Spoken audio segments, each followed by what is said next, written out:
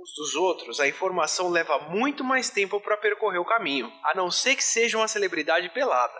E se você já tá cansado de memes da semana passada, é uma cilada, Bino. Quem manja dos paranauês, como a Luísa, que já foi, já voltou e já cansou, demonstrou que quanto mais conectada a rede, mais fácil para algo ser transmitido nela. Antigamente, memes precisavam de um grande apelo, tinham que passar dias na cabeça das pessoas para serem passados adiante.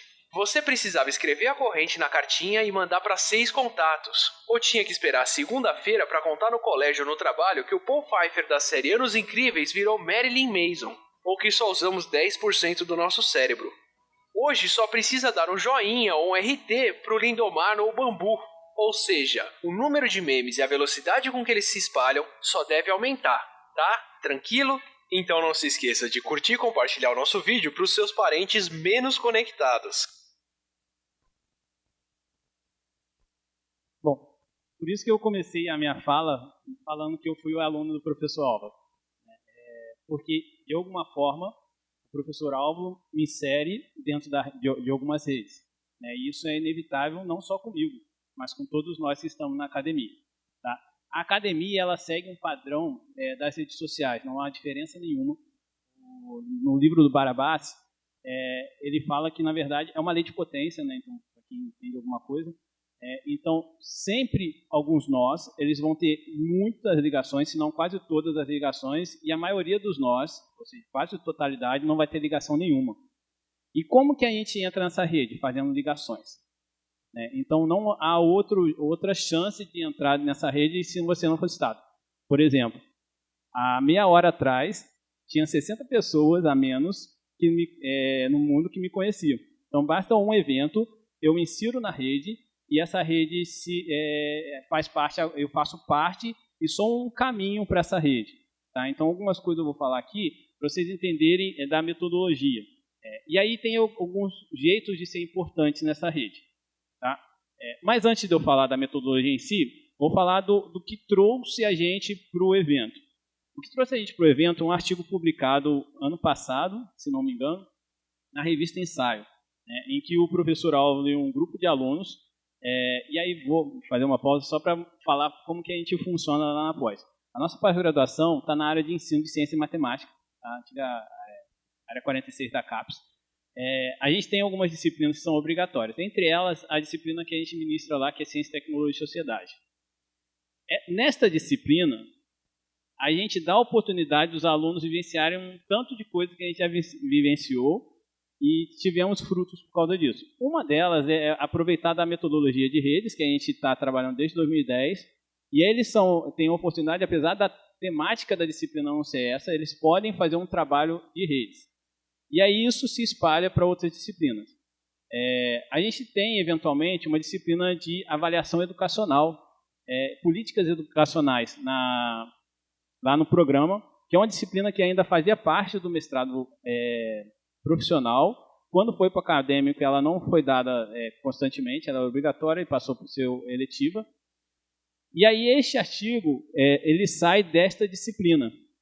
Então é comum ver no nosso currículo uma série de artigos com temas diversos. E são geralmente trabalhos de disciplinas que eventualmente viram dissertações ou teses e eventualmente viram artigos publicados. Tá? E aí, nessa disciplina, um grupo resolveu fazer a temática de avaliação educacional, nessa disciplina de políticas públicas em educação. Tá? E aí deu origem a esse artigo que foi publicado na revista Ensaio. Bom, só para contextualizar.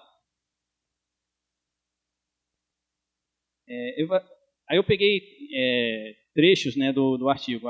O tema avaliação está intimamente ligado aos diversos setores da sociedade contemporânea. Os cidadãos se relacionam com esse tema de forma distinta.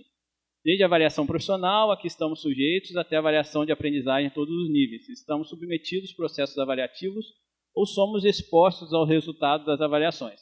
Há momentos em que atuamos como objeto de avaliação, em outros atuamos como atores sociais e observadores da avaliação com mensuração de competências gerais.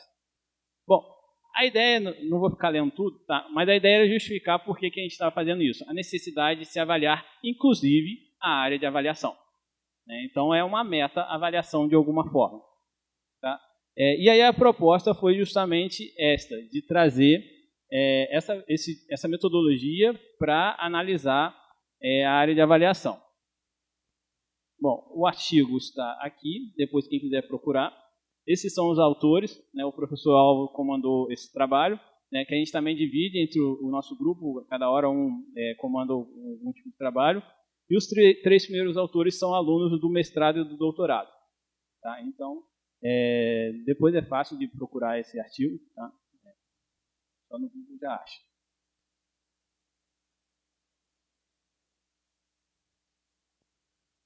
Mas antes vamos explicar a análise de redes sociais. Bom, como que surge a ideia dentro do nosso grupo? Como eu disse, foi em 2010, numa disciplina, e aí um grupo de alunos que não era da área de educação nem de ensino, eles trabalhavam na parte que hoje é do programa de engenharia de produção, eles faziam pesquisa com grafos. E aí, por que eu estou contando toda a história? Porque as coisas vão se ligando, né? As coisas vão fazendo redes. E aí esses alunos que eram da engenharia de produção, que era o antigo mestrado em tecnologia do Cefet, puxaram a disciplina a nossa disciplina de CTS como uma disciplina eletiva. Tipo, olha só, eu estou meio cansado com as coisas de engenharia, vamos discutir a relação da tecnologia com a sociedade, que é um dos objetivos da nossa disciplina. Quando eles chegam na disciplina, eles se deparam com uma realidade de professores, de maneira geral, professores de química, biologia, física e matemática. E aí a gente precisa, de alguma forma, atender esse público com o que eles trazem, porque a gente também, como todos nós somos da educação, sabemos que a gente não detém todo o saber. Então, eles trazem uma série de saber para cá. Duas das alunas, elas trabalhavam com teoria de grafos, mas na parte matemática da teoria de grafos, na parte de otimização de processos em grafos, né? Grafos, lembrando do vídeo ali, foi a teoria criada por Euler, né, que define matematicamente uma rede, né? Então é um conjunto de vértices e arestas, e aí esse conjunto de vértices e arestas vocês têm as ligações todas da rede. Tá? E aí surge essa proposta por parte de uma das alunas. Por que a gente não usa a teoria de grafos para analisar a área que a gente está estudando na disciplina? A gente gostou da ideia, começamos o trabalho em 2010 na disciplina, acabamos de escrever ele em 2011, só que a gente não achou revista que conseguisse avaliar direito o trabalho, porque a gente está dentro da área de ensino, dentro da área de ensino prevalece os métodos qualitativos, e aí ficou bons anos sendo avaliado, até que algum parecerista topou, né, avaliar o trabalho, e foi publicado nosso primeiro trabalho na parte de redes sociais, tá? Publicado na Ciência e Educação em 2013. Basicamente, a gente estava analisando a nossa área de CTS, que é Ciência, Tecnologia e Sociedade. Bom, esse é o resultado que o software deu para a gente. Tá? O que é cada coisa ali? As bolinhas, que são esses aqui, ó, cada um desses é uma obra dentro da área. Uma obra que eu falo é um artigo, é um livro, é um documento. E os traçados pretos ali são setas que apontam para outro artigo. Então, como que a gente constrói a rede? A gente define critérios. E aí esses critérios, eles vão nos dizer o que é aquela rede. Tá? E os critérios são estruturais. Então, a gente define critérios muito bem postos, que são estruturas. Nesse caso aqui, desse trabalho, eram obras científicas, ou não científicas, mas que estavam citados ali, e eles se relacionam por um apontamento. Então, quem cita quem. E aí a gente vai construindo um caminho de todas as ligações entre essas obras, tá? Para a gente conseguir definir. Que é parecido com o que o Google Acadêmico faz hoje. Com o Google Acadêmico, se você for clicando citado por, você faz todo um caminho. E a nossa ideia é pegar esses caminhos e olhar isso de maneira completa. Então, a gente define um critério e a gente busca todos os trabalhos. Hoje, dentro da nossa área, que é uma área muito restrita, a gente tem todos os artigos publicados nas revistas qualificadas da área, são quase 600 artigos catalogados. Então, são todos dentro da educação CTS, que, assim, né, como eu disse, é uma área bem restrita comparado com as outras áreas educacionais. E aí, como a gente funciona? Bom, e o que a gente faz com isso? A gente tira uma fotografia da área, mas a gente tira conclusões. Porque a ideia não é a metodologia A gente não está dentro da ciência da informação. Então, a informação diz alguma coisa, mas a gente não pode só, muitas vezes, dar o estado da arte e não fazer nada com aquilo. Então, a gente gerencia a área, de alguma forma, para tomar algumas decisões, certo? Por exemplo, deste único desenho aqui, esse único gráfico, a gente tirou duas conclusões. Na verdade, teve outras conclusões, mas eu trouxe essas duas para mostrar para vocês o que a gente faz. Primeiro, a gente verificou que dentro da área de ensino, nós somos extremamente endogênicos. Tá? A gente cita não só da nossa área, mas muito das pessoas que trabalham junto com a gente. Então, assim, a endogenia ela é um problema, e é um problema, pelo que diz a bibliografia da área, de quase todas as áreas no Brasil. Tanto é que teve um caso, se não me engano, da área de enfermagem, que a Web of Science derrubou 5 periódicos da enfermagem no Brasil, numa época aí, porque o algoritmo deles identificaram que, na verdade, quando você fechava os 5, você só rodava a informação entre os 5. Então, de maneira proposital ou não, o que eles estavam fazendo era se retroalimentando com as citações. E aí, quando você pega no Brasil, bom, isso aí é até aceito, mas quando você pega e fala que a revista tem um impacto internacional e você olha aquela fotografia, isso não é legal para eles. E aí eles chegaram a derrubar, eu acho que depois voltaram, né? Mas foi quase que um alerta, tipo, olha, não está sendo mais avaliado internacionalmente essa revista, e eram as maiores do Brasil. Né? Então eram as grandes revistas da área de enfermagem no Brasil, se não me engano eram 5. E isso acontece nas outras áreas também. Tá? Uma outra coisa que surgiu como resultado que não está aqui, também é uma questão que é um debate que acaba dando subsídio para debates, na verdade. A gente, de maneira geral, a gente não cita obras estrangeiras. Isso acontece muito dentro da área de ensino. Ela só passa a ser citada quando ela recebe uma tradução. Né? Então, isso acontece de maneira bem generalizada. A gente já tem essa sensação quando a gente lê os artigos. E aí, quando a gente tira a fotografia e mostra todas as obras que foram citadas no campo, a gente toma um choque e fala assim, nossa, é extremamente irrelevante as obras internacionais dentro da área. Uma outra conclusão dentro dessas citações que a gente teve, nosso campo fala muito que a gente é muito interdisciplinar, que a gente veio da sociologia da ciência, filosofia da ciência, história da ciência. Então você vai ver o pessoal que fala de CTS falando isso. Quando a gente mostra a rede de citações, tem um colega nosso que fez o mestrado dele analisando isso, chegava só a 1,40 e poucos % de todas as citações da área que eram dessas grandes áreas fundadoras. Então, os fundadores se perderam no tempo. Eles não são citados, apesar de eles serem postos como as grandes referências, os precursores da área. Né? Então, isso tudo numa única imagem aparece. Né? Então, uma outra possibilidade que a gente teve foi, na verdade, não fazer só a crítica. Afinal de contas, gerenciar também não é só criticar, mas é olhar para a situação e ver o que está sendo feito também para contribuir com a área. Pensando que a gente tem ali tudo que é dado de curso no Brasil, então as áreas elas definem as suas bibliografias, as pessoas utilizam de suas bibliografias muito por indicação dos programas de pós-graduação, muitas vezes, e citam. Se a gente pega a média geral das citações, a gente consegue fazer o que seria um curso padrão a nível nacional.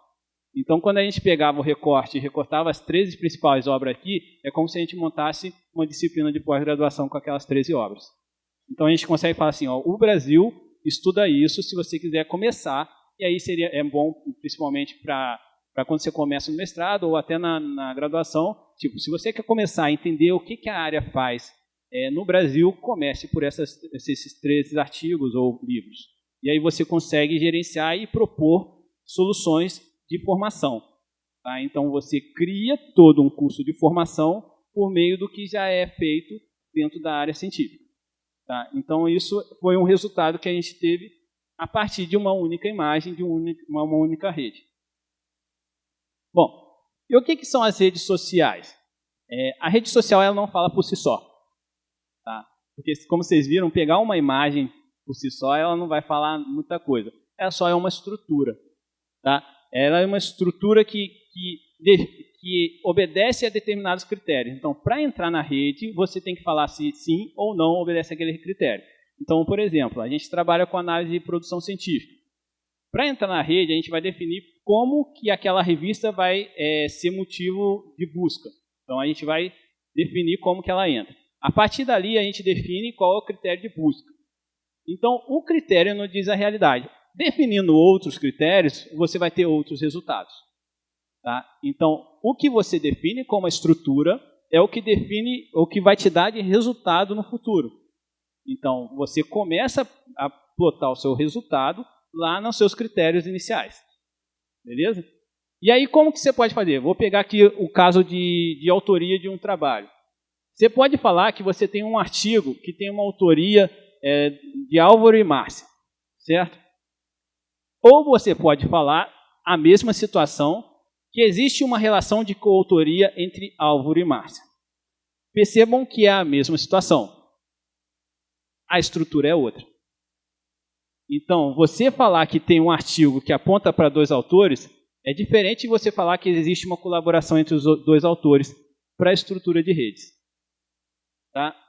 Então, quando a gente se debruçou durante um tempo para tentar montar essas estruturas, então algumas coisas, como quando a gente analisa palavras-chave, a gente tentou começar de um jeito e depois a gente montou o outro esquema que nos deu outros resultados.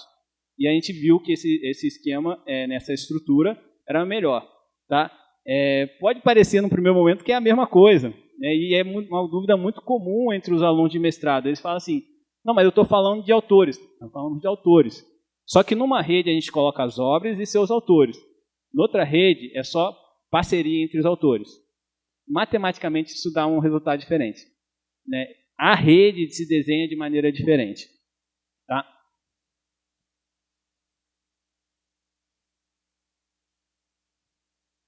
Por que se desenha de maneira diferente? Porque quando você pega ali, vou só mostrar esse caso, né? Também é um artigo, nesse caso tem 4 autores. Perceba o que acontece com cada nozinho daquele. Cada nó, tirando um artigo, os autores têm só uma ligação na rede. Certo? Então, cada autor aqui, ó, esse autor só tem uma ligação com esse artigo. Esse autor só tem uma ligação, que é com esse artigo. Esse autor também, esse também. E o artigo tem 4 ligações com autores. Se a gente muda a estrutura, a gente tira o artigo e transforma o artigo em relações de coautoria, cada autor recebe 3 ligações na rede. Então, ele passa a ter o que a gente chama de um grau maior dentro dos nossos dados. E aí, se você quer saber só se você participou de quantos artigos, você tem a primeira rede. Se você quer saber se você movimenta a comunidade científica com colaborações, você usa a segunda rede. Então, para cada pergunta, você tem uma estrutura para definir. Certo? E isso também funciona, inclusive, nas redes sociais que a gente tem, dessas digitais. Né? Você está ligado a uma pessoa é diferente de você estar ligado em comunidades. Tá? É que a gente não consegue enxergar o algoritmo por si só. Mas o algoritmo, não sei se vocês já viram, tem uns trabalhos com o Twitter que é muito bom. Quando você enxerga, você define a rede percorrendo uma mensagem. Tipo, cria alguma coisa bem antagônica, tipo, eu sou contra, eu sou a favor. Alguma coisa de política. Certo? De maneira geral, dá certo. E aí você gera e deixa o Twitter trabalhar com as repostagens deles. Né? Quando você desenha um mapa daquilo, você pode trabalhar os nós por si só, o que cada um ligou. Ou você pode trabalhar os grupos como se fossem clusters, que a gente chama, que são os grupos seguindo determinado padrão. Quando você trabalha as relações, você pode trabalhar os atores em si, as pessoas, né, as contas do Twitter nesse caso, com as outras contas, ou um grupo contra o outro. E aí você tem resultados diferentes nesse padrão de movimentação. Inclusive, quando você trabalha com as pessoas, você consegue olhar dentro dos grupos quem é aquele que faz ligação com outro grupo, independente se ele é contrário ou não. né, e isso tem um motivo, que se a gente corta aquele nó da rede, e a gente vai mostrar como que faz isso, vou ter que chegar a uma parte prática, que tipo de nó que é esse, você corta a comunicação dos dois atores e pode ser que o debate não exista mais. Você cria só as bolhas ali dentro da rede social, né? Então,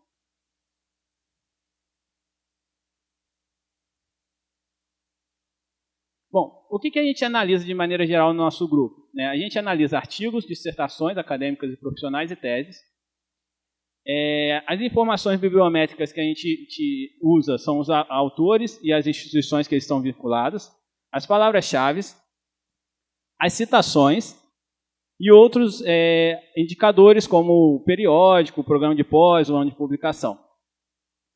Para análise de produção científica, né, de maneira geral, a comunidade usa as medidas de centralidade, para saber quem são os nós mais centrais em cada uma daquelas redes. Tá? A gente usa prioritariamente, hoje, no nosso grupo, 3 softwares. Na verdade, um deles a gente nem está usando tanto, que é o Payek, que é esse software eslovaco, que gerou aquela primeira rede que eu mostrei, que tem uma cara meio feinha. E é justamente por isso que a gente está deixando de usar, que ele fica uma cara meio feinha da rede. Tá? Hoje a gente tem usado mais, para quem está começando, o Node.xl, que é uma extensão do Excel. Tá? Então você só instala uma extensão no Excel, ele roda a rede toda ali na planilha, direto. Vou mostrar também como que a gente faz. E para as pessoas que geralmente estão um pouco mais habituadas, a gente usa o Geph, que aí ele tem uma interatividade maior, você consegue gerar algumas coisas diferentes ali, até umas métricas um pouco diferentes. Bom, não está dando para ver direito, mas isso está num artigo de avaliação educacional, aquele que eu mostrei que foi publicado. Este é uma rede de coautorias. Então percebam que você tem uma série de pequenas redes. A primeira conclusão que a gente tem aqui é que não tem uma coautoria muito abrangente, né, uma rede de coautoria muito abrangente dentro da área de avaliação educacional. Isso é muito próprio de todas as áreas da educação.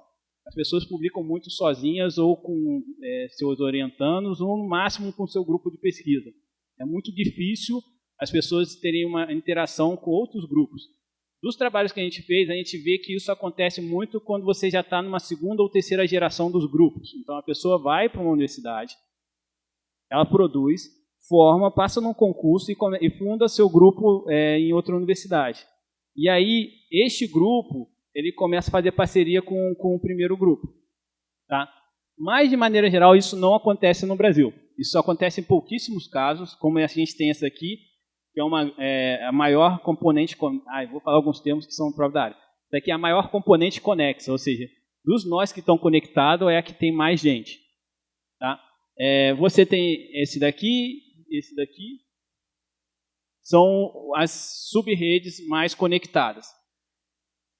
Esses daqui é aquele caso que eu falei, né, de um orientador com seu aluno, publicou uma vez, pronto, não tem mais parceria nenhuma. Isso é o que chama, dentro das redes complexas, é o que se chamam de ilhas. Né, eles ficam isolados, eles precisam ter aquele movimento de conexão. Se não houver esse movimento, eles vão ficar isolados para o resto da vida. Tá? Não se conectam naturalmente. Então, assim, são muitos casos que a gente conheceu de pessoas que começaram a trabalhar, fizeram o que fizeram, foram embora, foram tocar suas vidas em outras áreas, nunca mais produziram nada e ficou por isso só. Certo? Então, formam essas ilhas. Essas redes maiores, de maneira geral, já estão na segunda geração. Então, são pessoas que já estão há um tempo produzindo na área e começam a emendar, né, com outras pessoas da área. E aí vai formando, e aí o movimento é daquela rede complexa. Daqui a um tempo isso daqui vai estar emendado. Por que isso é interessante?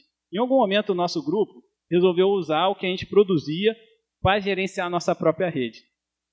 Eu lembro que a minha tese foi a primeira do grupo. Fui o primeiro a defender no grupo, no doutorado. Assim que abriu o doutorado, eu entrei lá como primeiro aluno e defendi usando essa metodologia. A gente traçou a rede da nossa área toda. Lembrando, a gente não faz isso só porque a gente quer uma fotografia. A gente faz uma gerência sobre a área. Quando a gente traçou, a gente definiu alguns planejamentos a médio prazo. Basicamente a gente precisava se conectar a determinados grupos de pesquisa dentro da educação CTS, que é a nossa área. E a gente começou a fazer isso. Então, de maneira proposital, a gente não muda a fotografia. No livro do Barabás, ele fala que o padrão ele vai obedecer a lei de potência de todas as formas. Então, assim, vão ser poucos muito citados, poucos com grupos muito grandes, e a maioria vão ficar isolados. Diante disso, a gente toma algumas decisões. A primeira decisão foi, as primeiras teses de doutorado do nosso grupo, a gente ia chamar professores que já estavam na segunda geração da rede. Por quê? Quando a gente faz isso, a gente conecta a gente a grupos grandes.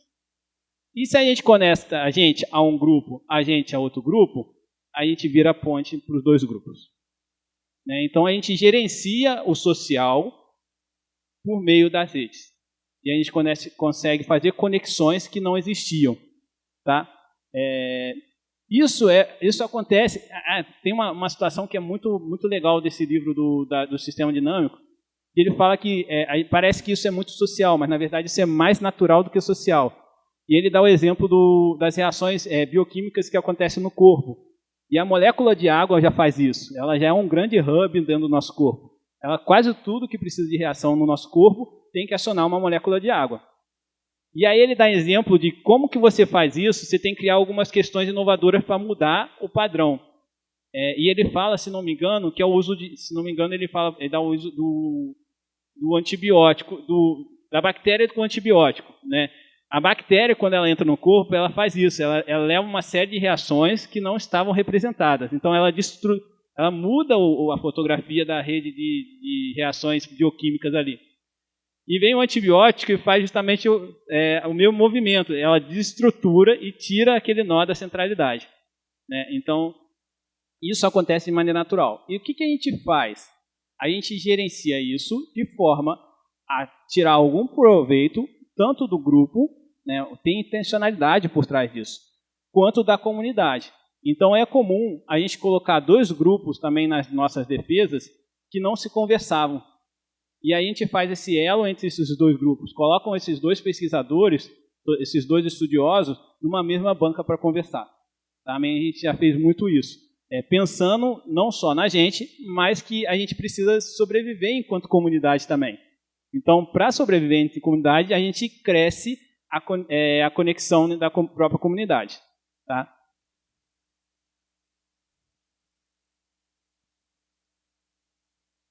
Bom, quando a gente olha aquela pequena rede, fica fácil a gente ver qual é o nó mais central daquela rede. É o nó certo? O vértice Esse gráfico ele é o primeiro gráfico que foi estudado como exemplo central. Tá? Isso foi publicado num artigo da década de 60. E esse gráfico é chamado gráfico estrela, porque é um gráfico muito evidente quem é o mais central naquela rede. Tá? Mas nem sempre essa centralidade é tão óbvia.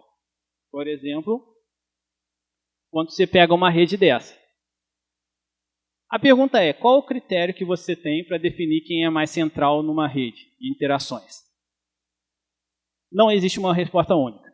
Tá? A primeira resposta que todo mundo tem em mente é, quanto mais contato, mais central eu sou numa rede de interação. Que seria o caso desse nó aqui. Esse nó, ele tem um monte de gente ligada a ele. São sete nós ligados a ele. Certo? Isso a gente chama de centralidade de grau, tá? Que é quando você faz uma contagem pura das suas conexões. E aí, quando você tem essa contagem, você fala assim, quem tem mais conexões dentro dessa rede de interação, essa pessoa é a mais importante, a mais relevante, tá? De acordo com a quantidade de conexões que ela tem.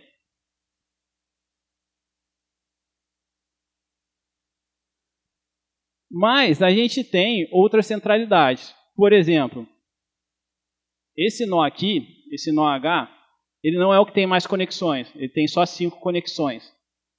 Só que ele recebe um fluxo de informação que ele se torna importante por isso. Vou falar na linguagem matemática, mas depois eu explico com a linguagem natural. você pega todos os menores caminhos que passam ali de um ponto ao outro. Então, assim, para você passar daqui do C, chegar a informação até o P, por onde que ele precisa. Então, você traça todos os caminhos possíveis e aí pega os menores caminhos, vê quais dos menores caminhos passam por esse nó.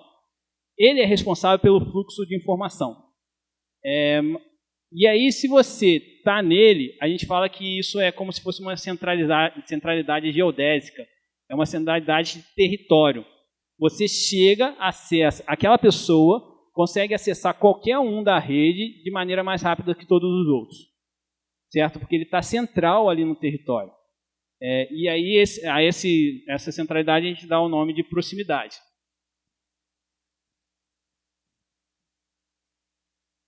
E outra centralidade que a gente trabalha é de intermediação. Pensando nesses caminhos, a gente sabe que essa pessoa, se a gente tirar ela da rede, a rede para de existir do jeito que a gente conhece. Então, se você pega, por exemplo, esse nó J aqui, ele tem menos contato ainda, a informação dele não chega tão rápido nesse daqui, porque tem esse pessoal daqui que chega a informação rápida nele. Mas se você pegar e tirar ele, meter a tesoura, você quebra todo o fluxo de informação. Fica um grupo isolado do outro. Quando isso acontece, a gente fala que esse nó ele tem uma alta centralidade de intermediação.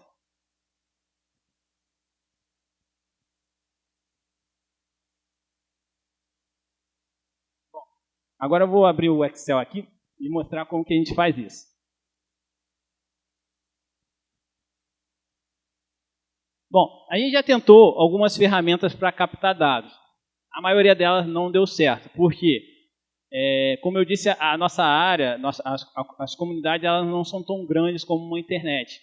Quando a gente vai para a internet, a gente começa a varrer, por exemplo, o Twitter ou os hiperlinks que o Google gera. A quantidade de informação é tão grande que se faltar um pouco dessas informações, o impacto é muito pequeno. A gente está em áreas, por exemplo, a que a gente define aqui, todos os artigos que a gente pegou de toda a história de publicações, desde a 92, que foi o primeiro artigo publicado na nossa... 97, 92 foi a dissertação. Da nossa área, dentro do ensino de ciência, essa área de CTS, a gente não chega a 600 artigos em periódicos qualificados. Tá? Como a gente tem esse problema, a gente pode, se a gente não trabalhar com todos os dados, a gente pode criar um cenário que não é um cenário real. Porque imagina se você tira 10 artigos desses 600 e você tira, por exemplo, artigos que as pessoas estão citadas, um grupo específico está citado ali, você cria uma fotografia que não é uma fotografia do que existe mesmo. Então, depois da gente testar uma série de ferramentas, a gente faz tudo no braço. Por isso que a gente dá as disciplinas na pós-graduação, todo mundo metendo a mão e todo mundo produzindo. Então, quando você vai ver nossos artigos do grupo, assim, ou eu, ou o Auro, ou a Thaís, né, ou a Márcia, que somos os primeiros nisso, e depois tem 2 ou 3 autores que vão aparecer, às vezes, só uma única vez. Né? Porque a gente gerencia a rede, e eles, na disciplina da pós, eles alimentam a rede ano a ano, e eles escolhem um tema para escrever um trabalho dentro daquela rede. E aí eles contribuem com a base de dados e, ao mesmo tempo, que eles têm a oportunidade de produzir um artigo que costuma ter uma boa avaliação. Né, porque traz uma temática, todo ano, uma temática nova para contribuir com a área. Tá? E aí a gente faz isso no braço. Vou mostrar esse exemplo aqui. Isso é a catalogação que foi feita durante essa disciplina. Foram 4 pessoas trabalhando. Então, o que a gente tem? A gente tem os artigos com todas as suas referências. Então, a gente tem todos os artigos e aí foi catalogado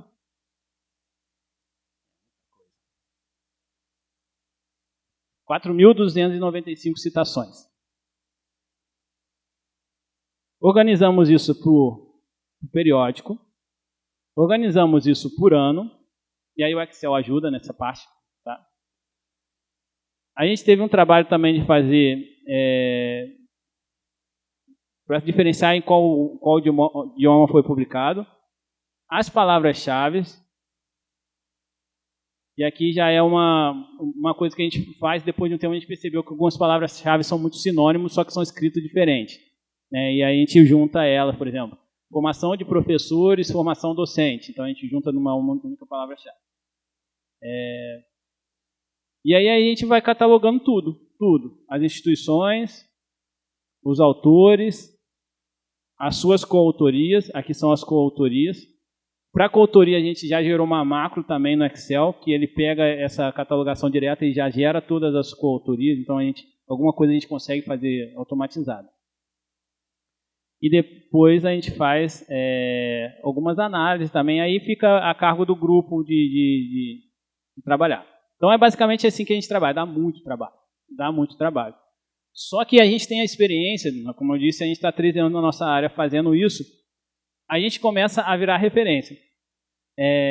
Por quê? Por exemplo, outro dia eu peguei um artigo para avaliar numa revista dentro da área. E aí a pessoa falou que ia fazer o estado da arte com 42 artigos. E aí eu logo de cara respondi que não era possível, porque já não era possível mesmo, porque era um número muito baixo. E que tinha grupo que já fazia isso com quase 600 artigos. Então a gente as pessoas começam a falar assim, bom, se você já tem tudo, por que eu vou fazer? E aí começa uma rede de interação da gente ter todos os dados que a área precisa dentro da produção científica. E aí hoje a gente está vivendo um momento que é comum das pessoas verem nosso trabalho dentro da educação CTS e lá perguntar para a gente assim, como está a produção hoje? E a gente começa a estar fazendo algumas colaborações. Então a pessoa pega, dá uma estrutura para a gente, tipo, eu quero saber nos últimos 5 anos o que aconteceu. A gente vai dar e a gente escreve o artigo junto. Né? Essa é a vantagem de fazer durante muito tempo. A gente não precisa fazer tudo de uma vezada só e quem vai começar também não precisa fazer tudo, porque isso já está posto. A nossa ideia, a gente começou a trabalhar com um aluno nosso do mestrado que é da parte de informática. Ele começou na nossa disciplina também a fazer um banco de dados virtual que desse acesso a todas as informações para outros grupos. Tá? Isso acabou não ficando pronto, porque assim, o mestrado é muito rápido, ele teve que tocar a pesquisa dele, né, na temática que ele estava fazendo. Mas ele defendeu recentemente, foi até meu aluno de mestrado, ele ficou de voltar no doutorado e um dos objetivos é terminar justamente esse banco de dados para a pessoa ganhar uma senha e ela mesmo fazer a busca dentro da área. Então, era um dos grandes objetivos que a gente tem. Lembra? A rede ela não pode contar só com a nossa participação. A rede é a interação dos nós. Então, se a gente também não pode contribuir com todo, a gente também não contribui para a gente que a nossa rede fique forte. Porque mais importante do que a gente ser um nó importante dentro de uma rede é que a gente tenha uma rede grande. Porque a relevância aumenta junto da rede com os nós. Certo? Que é mais ou menos aconteceu com essa rede social da Meta, né, que é o antigo Facebook. Assim, não vejo ninguém usando, mas no primeiro 24 horas ela bombou. Por quê? Ela já tinha um hub ali, que era o próprio Facebook e Instagram, que estava conectando. Então, em 24 horas, ela fez um troço que não tinha acontecido com nenhuma rede social até então. Né? Porque esse hub já impulsionou as relações que estão postas ali. Né?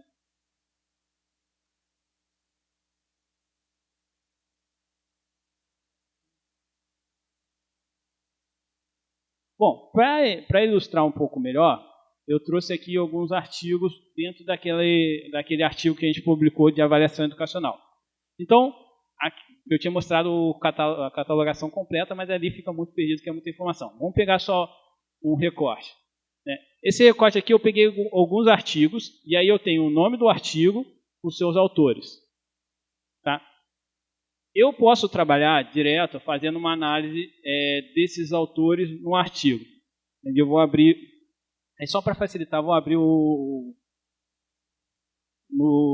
na planilha mesmo, Node.xl, que é uma aplicação que a gente usa, que é gratuita, tá? Para a comunidade científica ela não é cobrada.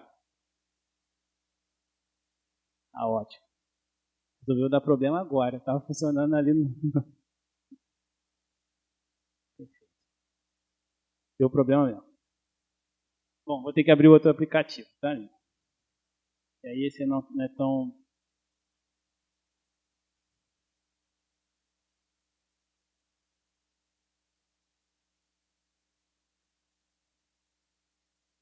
Então, aqui outro artigo, exemplo de catalogação. Então, eu vou criar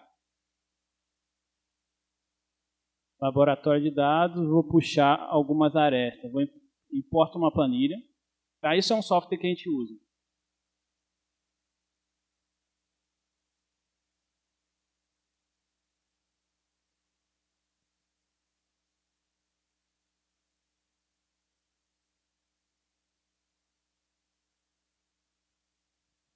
E aí ele puxa aqui para dentro todas as informações. Tem uma porção de vídeo no YouTube ensinando o passo a passo do software. Tá? Então, assim, vocês não precisam se preocupar em querer entender agora. Mas o que ele fez? Foi puxar a planilha em que você tem a relação entre artigo e autor. Certo? Quando ele faz isso, ele me gera todas as relações e também já me coloca todos os nós dessa rede. Então, os nós eles vêm para cá. Tá? Então, nessa rede tem artigos e autores. E mais do que isso, ele gera a rede. Não vou me preocupar em gerar redes bonitas agora, mas só para vocês entenderem. Tá?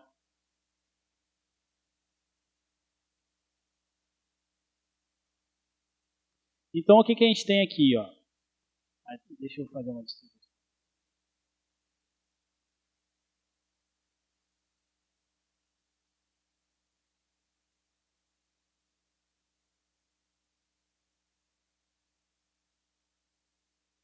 Os softwares eles já fazem os desenhos. Né? Então, eles têm uma série de algoritmos já implementados que eles constroem o desenho de acordo com o que você quer.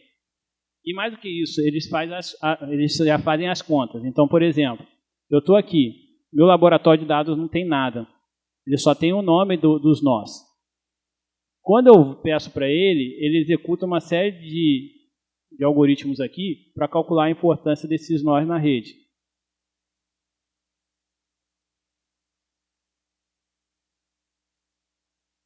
Quando eu volto aqui no laboratório de dados, já está todas as contas já estão feitas. Certo? Então, quando você tem essa rede, o que é importante nessa rede entre artigo e pesquisador? É saber quantos artigos cada pesquisador publicou. E aí a estrutura dessa rede é uma rede direcionada. Então, o artigo aponta para seu autor. Essa informação é o grau, que é o grau de entrada. Então, quando eu pego essa rede aqui, o professor Tuf Soares, ele tem 5 artigos nessa rede. A professora Alicia tem 4, o professor Neymar 4 e assim por diante. Certo? Esses artigos aqui, esses nós aqui, são nós que não tem não escreveram nada, porque são os próprios artigos. E o que tem neles? Eles têm grau de saída, que é quantos autores cada um tem. Então, se a gente coloca e ordena para o grau de saída, você consegue ter uma noção de quantos autores você tem em média nos artigos da área. Então, você tem um artigo aqui que tem 5 autores, outro artigo aqui que tem 4, outro com 4, outro com 4, com 4 e mais alguns com 2. Tá? Aqui é só um recorte daqueles dados, então não tem tudo, não está tudo posto aqui. Isso é um jeito de ver a rede, certo? Só que existem outros jeitos. Por exemplo,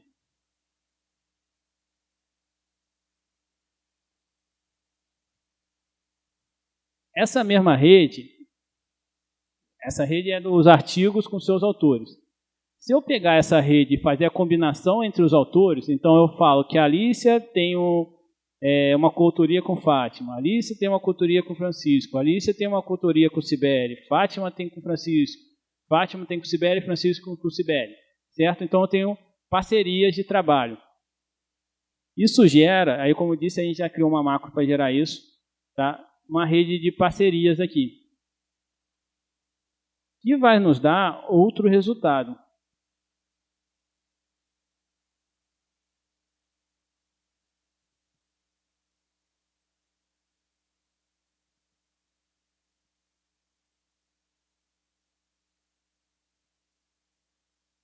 Ó, percebam que ele não vem com dados nenhum.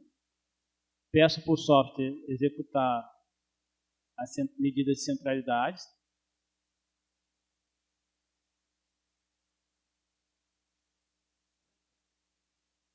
E aí ele já me dá a série de resultados.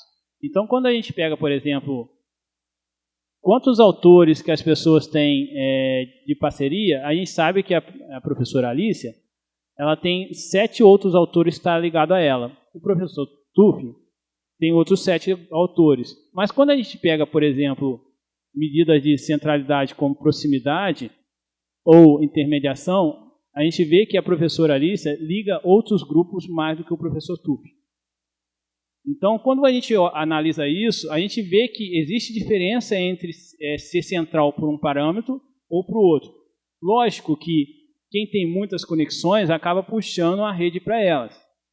Então, as pessoas que têm uma produção forte na área acaba tendo uma centralidade, quase todas as centralidades muito fortes junto com ela. Tá? Então, é assim que a gente faz a nossa análise de rede, usando os softwares. Bom, os resultados que a gente teve nesses artigos. Então, a gente começa a fazer as análises para valer. Porque, assim, a rede é só a fotografia. Primeiro, a gente tem um pico ali em 2015 de produção na área. Isso aconteceu, pelo que a gente tem trabalhando, em quase todas as áreas da educação no Brasil. Tá? Isso não é um movimento próprio da avaliação educacional. Dentro de CTS também tem. Eu tenho trabalho em educação matemática crítica, que é a parte que eu trabalho na graduação. Aconteceu a mesma coisa. Então, a gente tem um pico em 14, 15, 16, no máximo chega e depois a gente tem um declínio. O que a gente tem visto que pouquíssimas áreas que mudaram recentemente, tá? De maneira geral, as áreas que eram mais tradicionais, elas tiveram esse pico. Isso tem a ver muito com a política científica e tecnológica do Brasil. Tá? E a gente acontece esse pico depois de um declínio no último ano. A não ser o que a gente tem visto, que é as temáticas voltadas para tecnologias educacionais. Que devido à pandemia, a gente tem um pico maior ali em 2021, deu uma crescida, é o que a gente está acontecendo. Mas, de maneira geral, a educação como um todo está produzindo muito menos do que há 5, 6, 7 anos atrás. Tá? Bom, as palavras-chave que são mais centrais dentro em volta de avaliação educacional. Lógico que avaliação educacional era o parâmetro de busca, então acaba não contando, mas emendado a ela vem educação médica, aprendizagem, educação enfermagem, educação superior. Então, esses setores aqui, você vê muito o setor da saúde também preocupado com a avaliação educacional, coisa que também não é tão evidente para algumas pessoas. E aí a gente mostra pela produção científica que o setor de saúde produz mais do que outros setores de avaliação educacional, em quantidade de produção, em buscas mais amplas. Bom, os artigos mais citados, você tem artigos de maneira geral, também, isso são todos os estudos dentro da cientometria. Documentos, artigos metodológicos e artigos de revisão, eles são mais citados que outros artigos, principalmente em relação a estudos de caso. Os artigos de estudo de caso, eles são bem menos citados do que artigos, por exemplo, de revisão ou de metodologia. Tá? Isso em todas as áreas. Então, quando se roda redes mundiais, vai acontecer isso. E não é diferente com a área. Você tem, lógico, a legislação, também dominando ali, e outros artigos que são, ou livros que são baseados em metodologia ou uma revisão sistêmica da área. Tá? Ou não sistêmica também, tem algumas revisões que não são. Essa é a rede de coautoria. Como eu falei, é aquela rede que eu mostrei. Então, a gente tem a formação dentro da área de avaliação educacional de alguns grupos muito bem definidos. Alguns grupos giram ainda quase que como uma primeira geração em torno de uma única pessoa. Certo? Outros grupos já estão em outras gerações. Então, você já tem frutos daquele grupo gerando outros frutos, gerando outras redes se conectando. Tá? Então, isso a gente pode ter noção. E aí, o que a gente faz? A gente faz gerência justamente da área. Então, por exemplo, se você quer emendar um grupo nesse, você começa a propor parcerias e colaborações entre as instituições. inevitavelmente, isso vai criar uma maior conexão da rede e o fluxo de informação da rede necessariamente passa pelos nós que fazem as colaborações. Tá?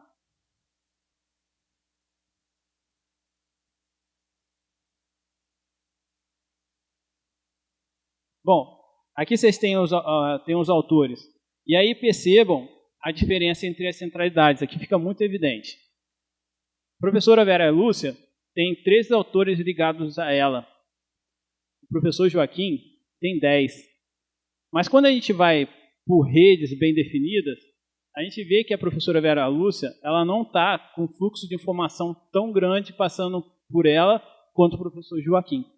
Então, por mais que ela tenha feito mais coautorias, as informações da área ainda estão centradas em outros grupos. Não que não seja importante, gente. É uma fotografia da área. Significa isso, outra coisa. O sistema, isso provém de um sistema dinâmico. Isso vai mudar com o tempo. Tá? Então, o que a gente faz? A gente tira uma fotografia do que passou e toma decisões a partir dela. Beleza? Então, quando a gente pega e vê esse cenário, a gente percebe que algumas coisas podem ser propostas pelo cenário. E aí fica a cargo dos seus atores sociais moverem essas ações.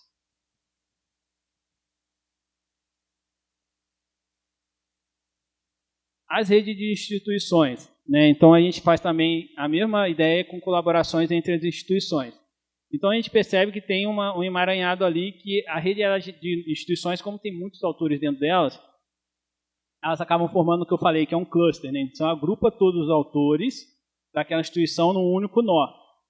E aí, por isso, por agrupar, você não sabe se aquela conexão vem de um artigo ou de vários artigos. Você sabe que aquela conexão existe. Tá? Qual é a vantagem da rede de colaboração entre instituições? Elas são mais conexas. Porque basta um artigo fazer em colaboração com outra instituição que você emenda a rede. Que foi o que a gente fez nas nossas defesas de tese. A gente começou a chamar as instituições que estavam muito longe da gente para vir nas nossas teses. E assim começar uma conversa entre as instituições. Por quê? As instituições se ligam mais rapidamente. Porque basta um único trabalho para ligar uma instituição na outra. E aí, quando a gente começa a gerenciar, acontecem coisas muito interessantes. Por exemplo, você tem a Universidade Positivo lá em cima, ela tem só um trabalho que liga esses grupos. Mas o fato de existir, você liga, por exemplo, a Unicamp e a Federal do Paraná por meio dessa instituição. Então, ela se torna a ponte entre duas grandes instituições, apesar de ter um único trabalho com isso, né, na rede.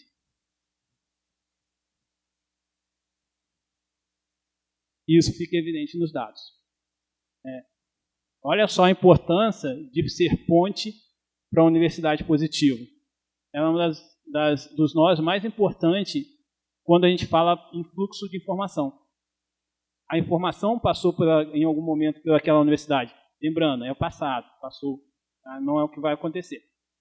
Apesar de ter só 3 conexões na rede inteira. Tá?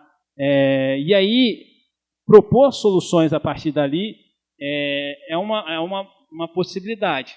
Tá? Então, quando a gente começa a tomar algumas decisões, lembrando, a ideia é fortalecer a área como um todo também. Tá? E aí aqui a gente pode ter uma noção de como estar muito ligado muitas vezes não quer dizer que todas as informações passam pela gente. Tá? Então, é uma preocupação. Agora não vou lembrar o nome, né? Mas tem um estudo na revista Science. É uma revista Ciência e Informação, agora eu esqueci o nome dela. Que mostrou que... Deixa eu tentar lembrar o resultado aqui, porque tem muito tempo, foi na época da tese que eu li.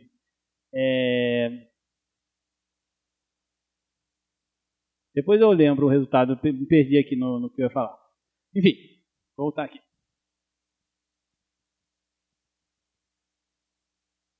Bom, a conclusão desse artigo fala que verificamos na amostra que a pesquisa sobre avaliação educacional no Brasil é focada na educação superior, em especial na área de saúde. A pouca produção nos 19 anos estudados aborda uma temática geral dispersa, mais preocupada com validações de testes específicos do que com a qualidade da educação. Nossa pesquisa reafirma o lugar comum da ciência brasileira. As 3 instituições que mais produziram no assunto são públicas e localizadas na região sudeste do país, centradas em poucos pesquisadores. Beleza? Isso tudo por meio da fotografia da área. Assim, esse trabalho corrobora com a atual situação da educação brasileira, como apresentado na introdução. Há 11 anos, Charlotte já apontava que o professor ganhou uma autonomia profissional mais ampla, mas agora é responsabilizado pelos resultados, em particular pelo fracasso dos alunos. Vigia-se menos a conformidade da atuação do professor com as normas oficiais, mas avaliam-se cada vez mais os alunos, sendo a avaliação o contrapeso lógico da autonomia profissional do docente. Essa mudança de política implica uma transformação identitária do professor. No mundo globalizado, a qualidade da educação é fator relevante para a competitividade e o melhor aproveitamento das oportunidades. Nossa posição no cenário mundial, nesse quesito, é no mínimo desproporcional à importância de que o país tem ocupado em outras áreas. Se temos a intenção de aperfeiçoar o sistema educacional brasileiro, é preciso contar com a contribuição e avaliações constantes da estrutura como um todo, produzindo evidências, corrigir rotas e redefinir metas. Parafraseando Gomes, a qualidade da educação certamente não se reduz ao desempenho nas avaliações, mas incontestavelmente a inclui. Porém, para que isso aconteça de maneira eficiente, pesquisa no campo de avaliação e de meta-avaliação são vitais para a oferta de evidências que favoreçam políticas públicas, diminuam a desigualdade e a maior autonomia das escolas dos estudantes.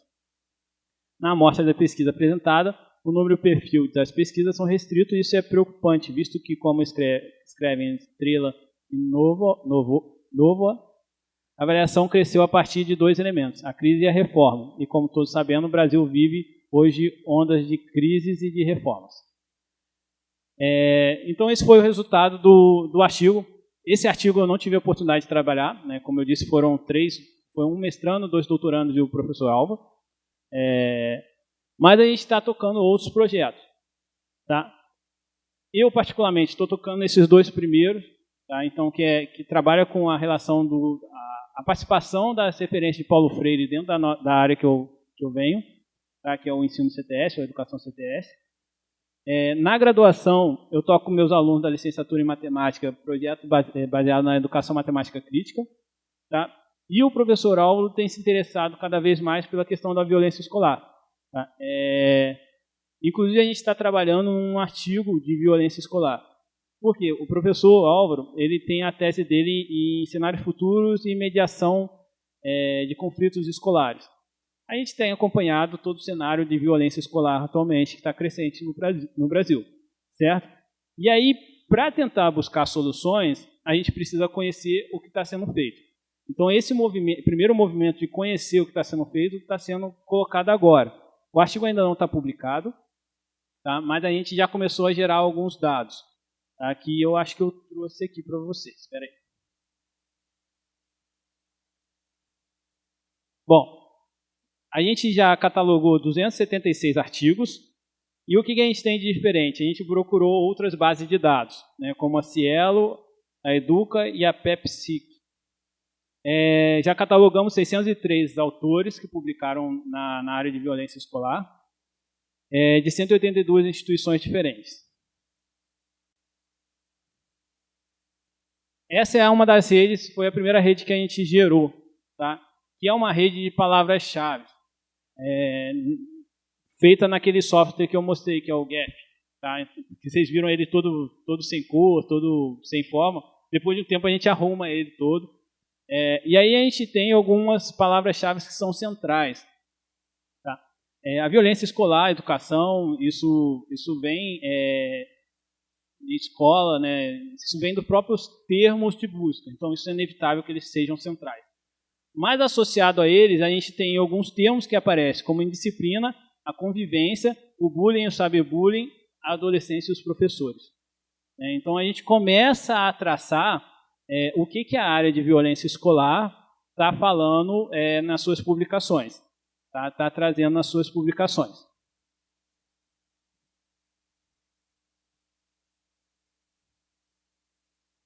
E a gente tem um cenário diferente de grupos, né? A gente percebeu que, diferente da avaliação educacional, a área de violência escolar está trabalhando em uma maior consonância, né? Então está propondo algumas soluções em grupos maiores.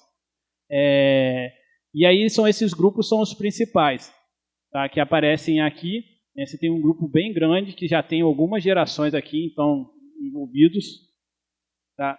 E é interessante mostrar isso, porque lembra que eu falei que esses grupos de coautoria eles surgem muito de algumas gerações, e a gente acha às vezes que a violência ganhou notoriedade agora, né, por causa dos ataques às escolas. Mas isso é algo discutido há muito tempo, né, e resgatar essa história pode contribuir para que a gente tome decisões para o cenário atual. E você tem grupos que estão muito próximos, que basta algumas conexões, algumas conversas entre eles para serem unidos numa grande rede de colaboração.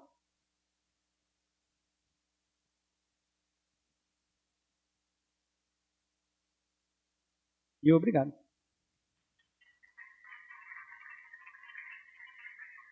Bom, eu sei que o curso estava previsto para 3 horas, mas assim, boa parte da questão teórica era o professor Álvaro que ia falar.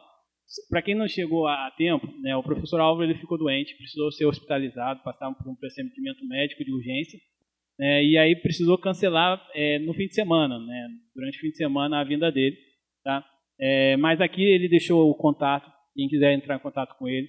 Tá? Ele que trabalha com a parte de avaliação educacional, eu trabalho mais com a parte metodológica de análise de redes. Tá bom? Se alguém tiver dúvida, pode perguntar à vontade. Pode perguntar.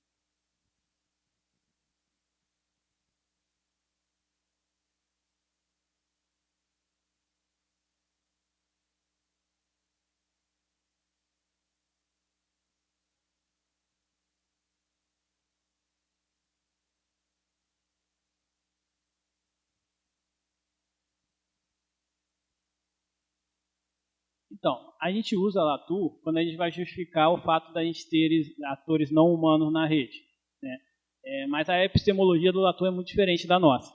Tá? Então, a gente não usa, até mesmo que eu até tenho uma leitura de Latour, mas é por fora, porque quando a gente está dentro do CTS, engloba ali os estudos sociais de ciência e tecnologia.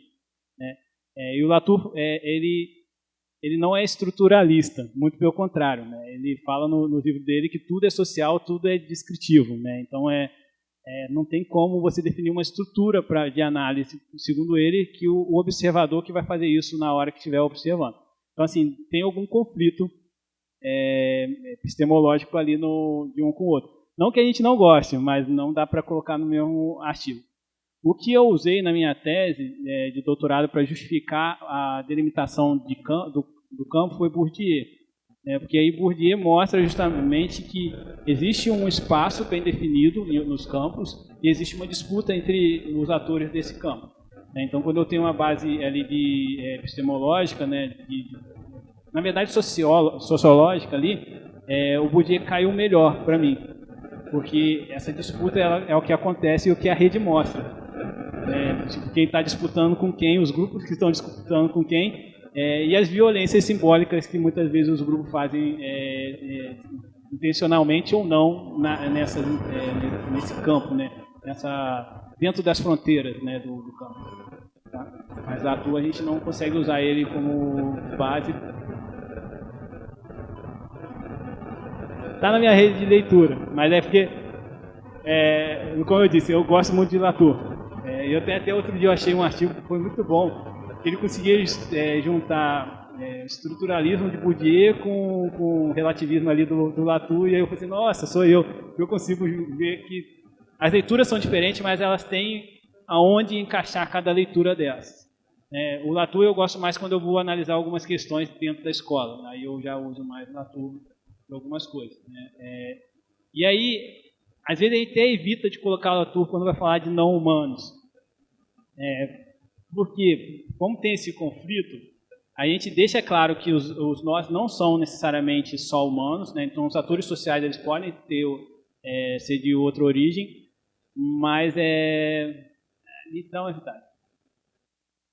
pode ser instituições, como a gente mostrou essa essa da avaliação educacional. As instituições, as revistas têm uma interação entre elas, só que assim fica ruim de você colocar na rede, porque aí você não trabalha tanto com a interação, mas sim com o peso. Então é uma outra análise também que é possível.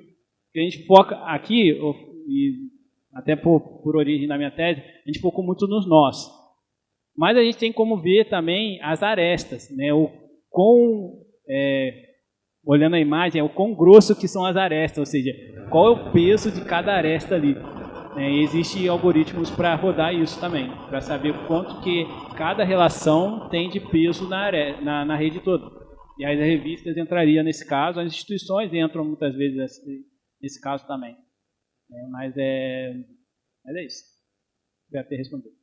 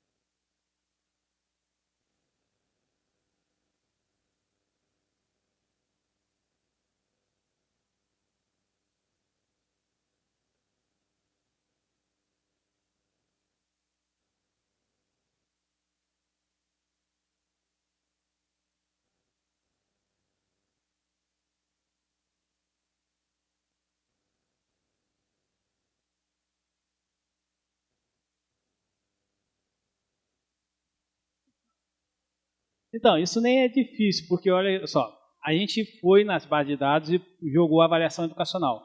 Veio tudo. Certo? Se a gente quer um nicho dentro daquele termo, basta restringir na planilha.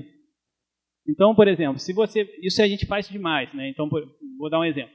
A gente tem, dentro da nossa área, catalogado naquele quase 600 artigos, todo mundo que trabalha com essa relação de ciência, tecnologia e sociedade dentro da nossa linha de pesquisa do PPCTE.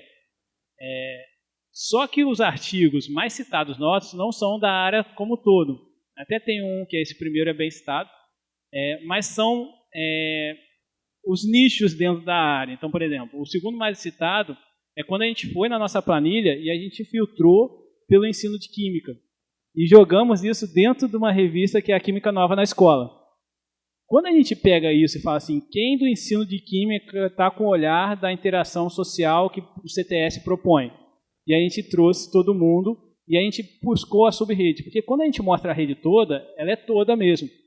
Mas a gente consegue recortar a subrede e fazer a análise só naquela subrede. E aí, o que define isso é a estrutura, né, que a Martelito fala lá naquela citação que eu trouxe.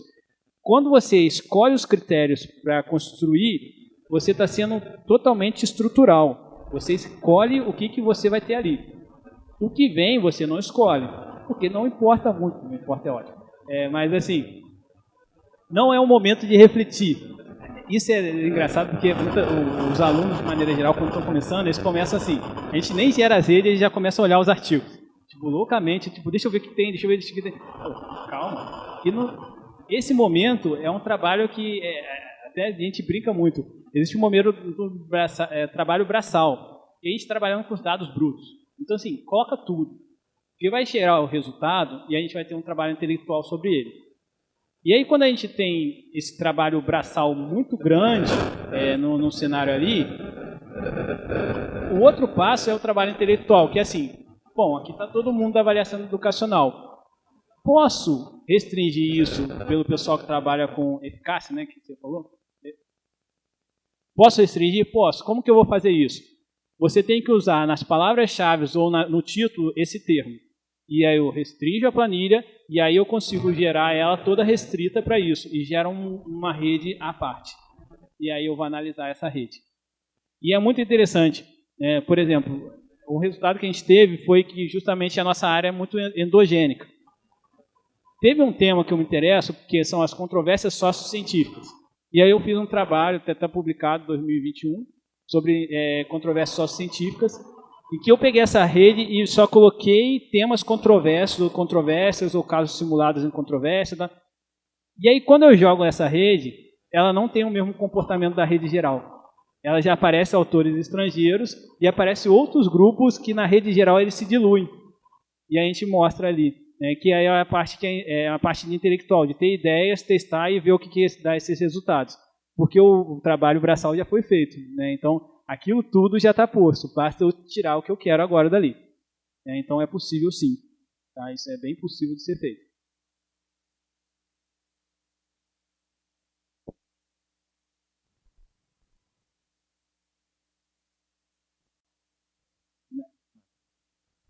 Mas a psicologia tem grupos isolados, psicologia.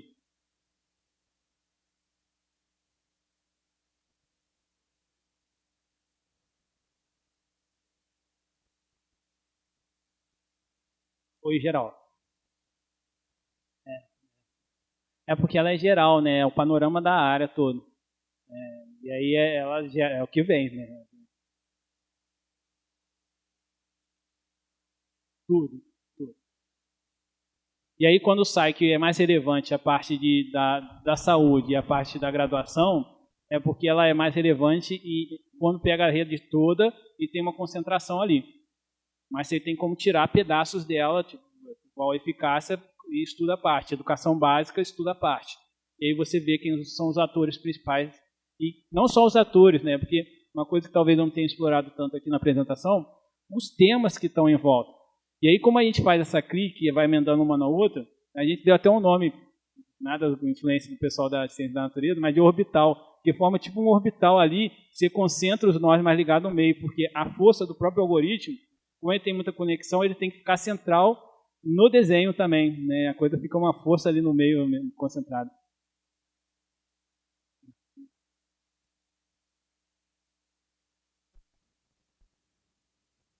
Sim, sim. A centralidade e proximidade, principalmente. Porque aí você consegue fazer uma centralidade que é geográfica ali.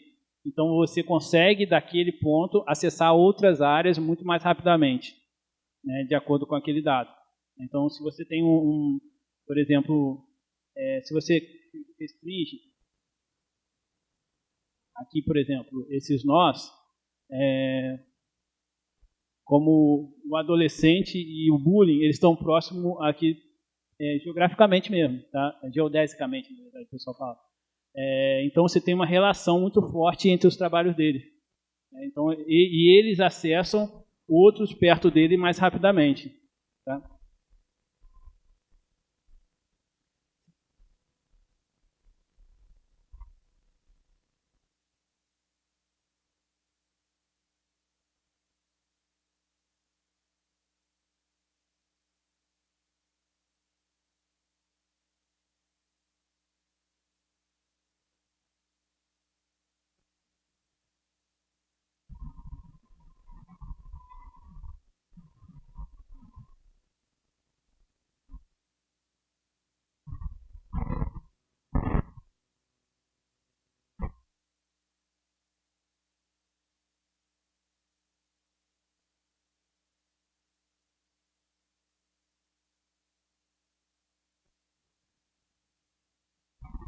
Falando de semântica mesmo. Então, hoje existe alguns softwares que fazem isso. Tem um aluno meu que usou um software chamado NVivo, que ele pega, faz a categorização semântica, né? Então se define lá as unidades de análise, né? E aí você consegue juntar por proximidade essas análises e forma tipo uma rede também. Eles formam mais uma rede que é chamada rede árvore, né? Que você pega um nó e vai abrindo, que é um outro tipo de rede, e aí você vai abrindo, vai pegando convergência, fazendo correlações. E aí tem possível. Eu vi outro dia, mas aí eu não sei o quanto que é coisa de internet, gente fazendo isso com a inteligência artificial. Coloca a inteligência artificial para fazer tipo um data mining, né, que é uma mineração do texto, e ele varre os textos, você define alguns índices lá, e aí ele vai pegar a proximidade daqueles termos no texto para definir sinônimos de categoria. Tá? Então, tem gente trabalhando com isso, a gente ainda não tem acesso, pelo menos não no nosso grupo, a gente não viu nada disso. O pessoal de mineração de texto faz isso. E aí o resultado final é uma rede dos sinônimos e os termos próximos emendado por algum tipo de parâmetro de centralidade também. Tá? Mas eu já vi gente fazendo isso, agora eu não sei assim, o software, se isso é sério ou só coisa da internet.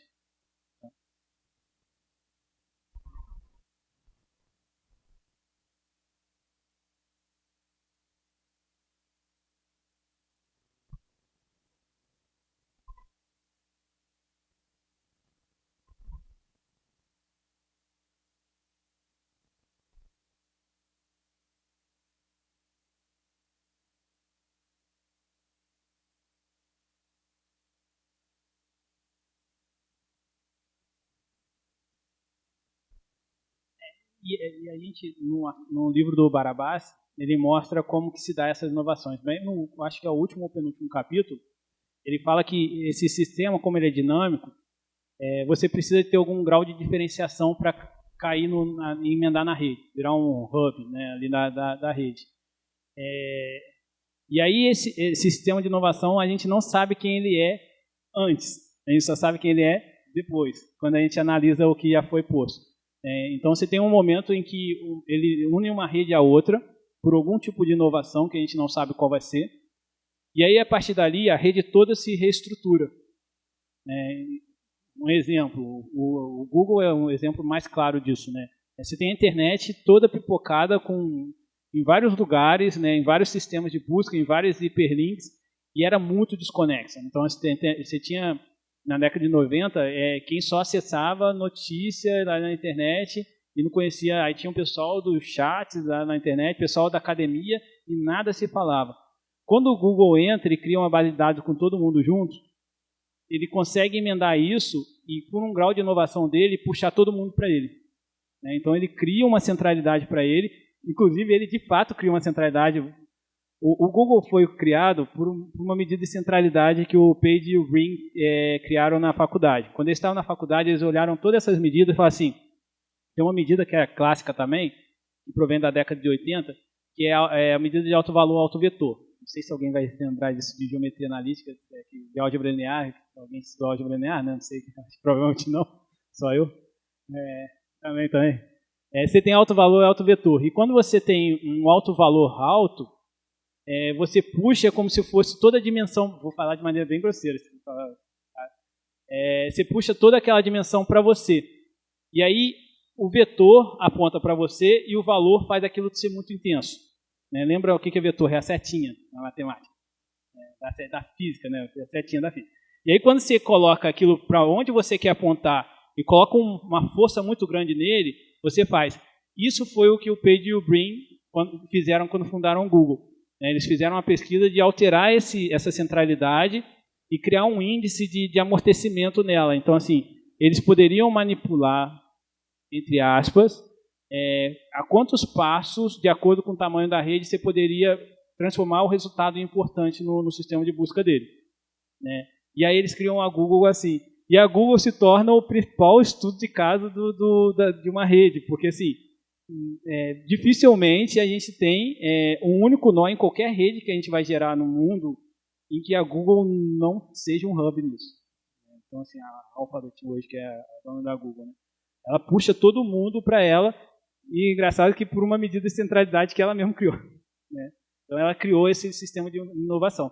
Então provavelmente, para você ligar uma área na outra, você vai precisar de alguém que faça um estudo em comum e consegue fazer uma conexão que tenha muito sentido. E aí, quando essa conexão começar, aí, desculpa, eu sou de estudos sociais, então, assim, vai rolar uma política no meio do caminho, tá, que é inevitável, uma política científica, e que aquilo vai se tornar relevante. A partir do momento que aquilo começar a se tornar relevante, as coisas vão se juntar numa rede que, em algum momento, você já não sabe em qual área que você está trabalhando. Tá? Isso aconteceu muito com a ciência da tecnologia. Por exemplo, se eu falo hoje de tratamento odontológico ou de vacina, você já não sabe se eu estou falando de ciência ou de tecnologia. Não tem como descobrir. Porque assim, você faz um mapeamento da boca da pessoa, você cria um molde, mas no material que a ciência estuda e assim não sabe se está falando de ciência ou de tecnologia, porque a coisa virou uma única coisa.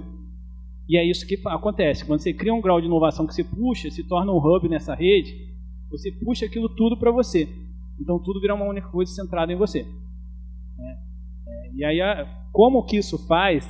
Não tem regra. O livro do Barabás, ele mostra isso. Não tem regra para fazer isso. A gente só sabe quando depois que acontece. Que é o que o pessoal está tentando fazer com a inteligência artificial. Hoje as pessoas estão tentando centrar. Porque qual a vantagem da inteligência artificial? Tudo que a gente pensa, ela pensa ao mesmo tempo numa velocidade absurda. Então, assim, ela pega todo mundo junto aqui, todas as cabeças, pensa tudo que a gente pensa por padrão e junta isso uma única coisa numa velocidade, digamos, estalar de dedo.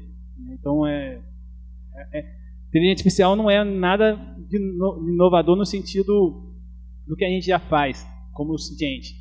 A inovação é o processamento do dado. Então, as pessoas estão tentando descobrir isso por meio de inteligência artificial. Não sei quando que vai dar certo. E eu não sei se é só uma tentativa de puxar as pessoas para ali, para todo mundo ficar falando de inteligência artificial, poder... Enfim, mas é isso que acontece. Você precisa de alguma coisa, alguma inovação ali. Tá?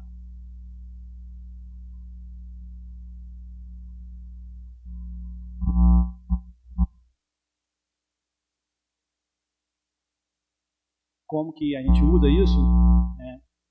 Então, a primeira saída é as relações sociais mesmo. Então, assim, é o que eu falei. A gente olhar para a comunidade e ver qual grupo que a gente tem interesse em trabalhar e quais assuntos que a gente tem interesse em trabalhar. Então, é a primeira coisa. A segunda é a possibilidade de fazer uma meta-avaliação. Então, você olhar para a área, sair um pouco e falar assim, opa. Então, aqueles ideais que as pessoas projetaram, quando projetaram isso, não está acontecendo. Então, você faz uma meta-avaliação e é possível de ver pontos de crítica. E as outras decisões, assim, depende muito do ator que vai tomar a decisão. Então, por exemplo, vou dar outros exemplos. Não tem como trabalhar com rede social sem o social, tá, gente? Então, é inevitável.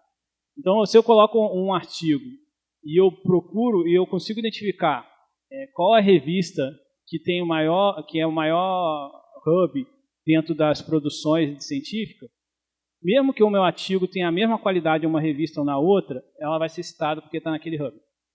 Certo? E aí poder entender ou fortalecer ou agir de acordo com a manada. Aí você toma a decisão. Então, por exemplo, quando a gente olha para essa rede aqui, e a gente percebe que existe na violência escolar algumas revistas. Então, quando você pega isso daqui, esse cenário, e quer tomar, por exemplo, estou começando minha pesquisa e acho que ela é muito inovadora. Então, vale a pena eu gastar mais tempo e tentar colocar em uma dessas revistas, se eu estiver trabalhando com violência escolar. Para que ela saia, porque ela vai cair na rede de uma maneira mais forte do que em outros lugares. Então, as tomadas de decisões, elas são muito assim. Ou tomar de decisão em comunidade. E aí, só tomar cuidado que quando a gente fala de revista, pode cair no caso das de enfermagem, que foram barradas, porque isso não é tão ético assim, em algum ponto. Quando uma revista combina de citar a outra e a coisa se retroalimentar ali existem parâmetros internacionais que combatem isso. Então, só tomar cuidado. E os termos, Então, quando você quer ter uma relevância, saber qual é a relevância de um termo e saber como que conecta, é o que eu estava falando com ele. Então, às vezes você está trabalhando com um termo, um conceito que não é tão relevante na rede geral. E aí você olha para a rede e você vê assim, ele não é importante na rede geral, mas próximo dele tem outro termo que eu posso trabalhar. Então, você entender que mesmo não sendo tão intuitivo, você tem termos que são próximos na rede, que são possíveis de trabalho futuros. Então, também uma outra possibilidade que a gente já fez também. Quando a gente tentou fazer os ensinos das disciplinas dentro da nossa área, foi nisso. Quando a gente olhava algumas temáticas, a gente via que o ensino de química estava próximo mais de algumas coisas, o ensino de física de outras, e aí a gente começou a trabalhar dentro daquelas sub-redes, para a gente poder escrever qual é a relação naqueles grupinhos de termos, de conceitos.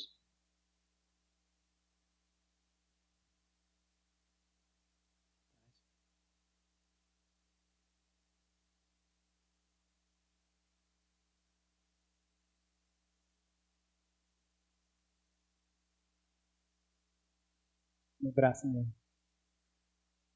Então, a gente tentou usar, a gente tentou alguns, né? A gente já tentou alguns softwares que extrai isso diretamente, né?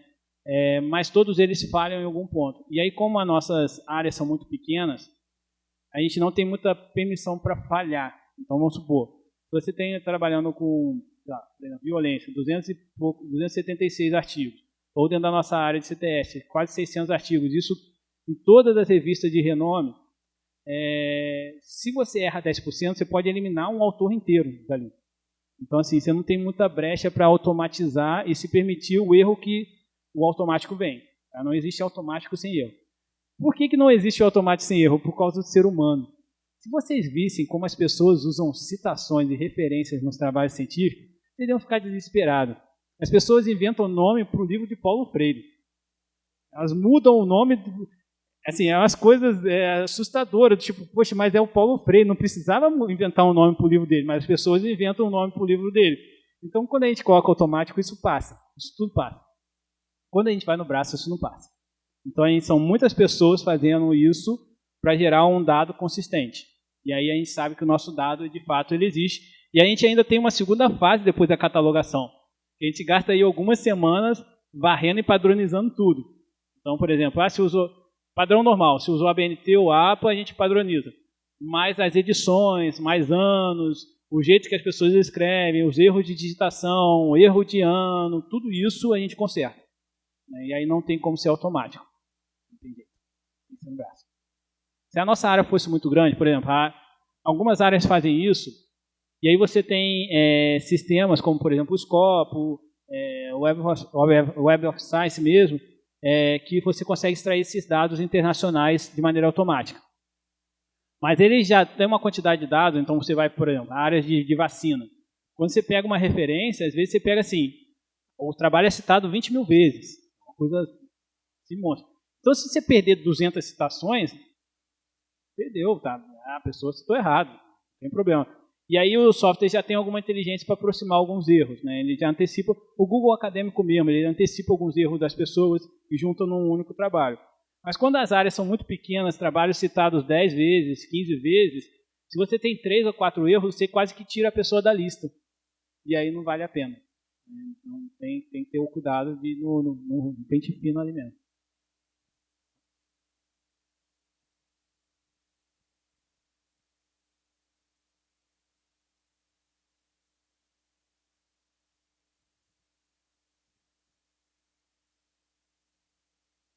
Não, aquilo às vezes é porque eu não... quando a pessoa... Isso daqui dá para tirar na rede, tá? A gente deixa isso quando a gente está em instituição. É quando a instituição trabalha com ela mesma, né? Então, às vezes, é um grupo de pesquisa com outro da própria instituição. Ela é um loop, né? Que você vai nela mesmo.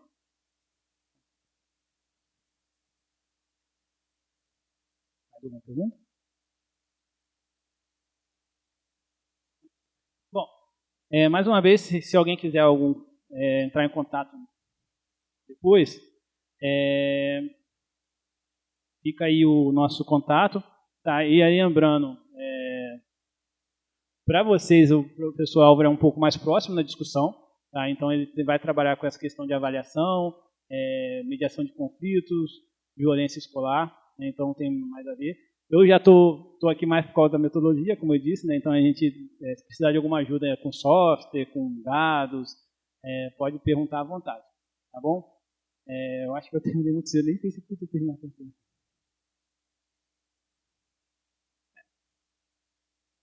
Tá bom. Obrigado, gente. Obrigado aí pelo apoio.